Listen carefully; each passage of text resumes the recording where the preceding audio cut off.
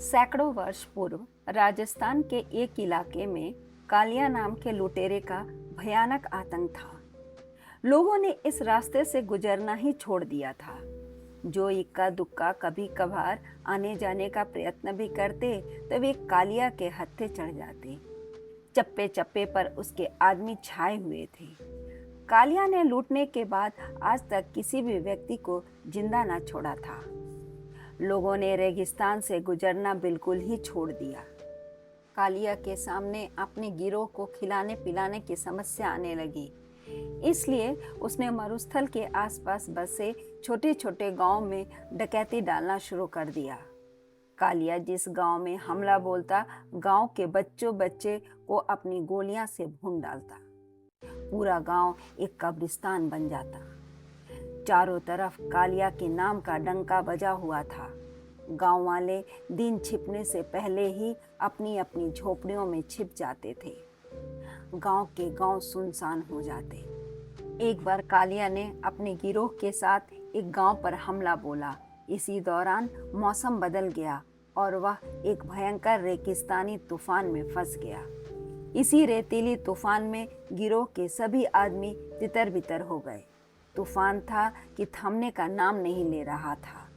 11 दिन और रात तूफान में भटकने के बाद कालिया को एक झोपड़ी दिखाई दी।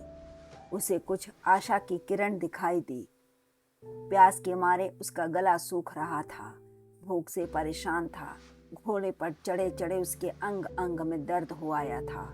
उसने अपनी कटार छिपा दी और झोपड़ी का दरवाजा खटखटाया। एक बूढ़े व्यक्ति ने दरवाजा खोला। कालिया हांफता हुआ बोला, तूफान में फंसा एक मुसाफिर हूँ बाबा। 11 दिन से भूखा प्यासा इस रेगिस्तान में भटक रहा हूँ। क्या आप अपनी झोपड़ी में कुछ पलों के लिए मुझे पनाह देंगे? बूढ़े व्यक्ति ने भूख प्यास से तड़पते कालिया को एक बार घूरा, फिर अंदर आने का इशारा किया। झोपड़ी में उसकी बूढ़ी पत्नी के साथ साथ उसका 10 वर्षीय एक पोता भी था।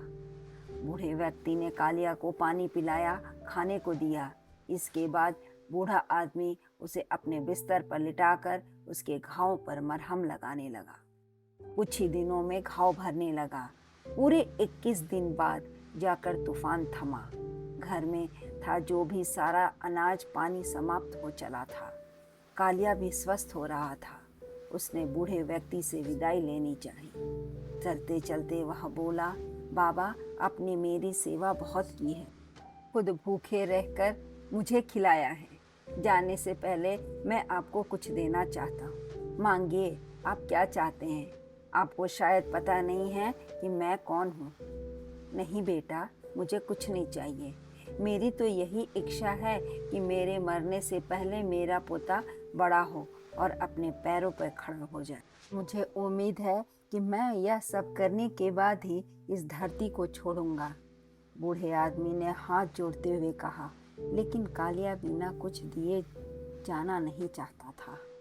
वह बूढ़े व्यक्ति का एहसान चुकाना ही चाहता था। बोला, नहीं बाबा, बिना कुछ दिए तो मैं जाने से रहा। मैं वादा करता हूँ, आप जो मांगेंगे आपको दूंगा।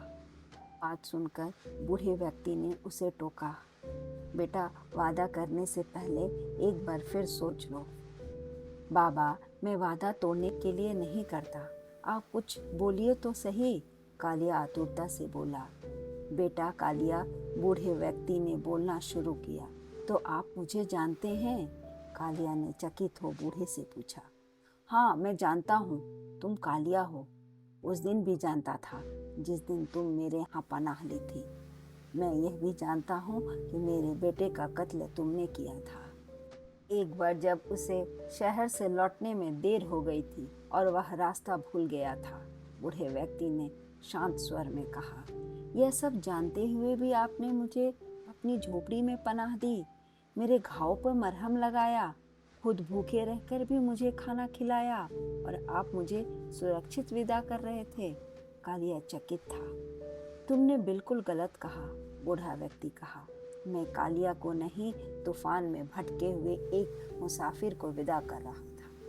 मैंने झोपड़ी में अपने बेटे को, कातिल को नहीं, तूफान में फंसे एक असहाय मानव को शरण दी थी।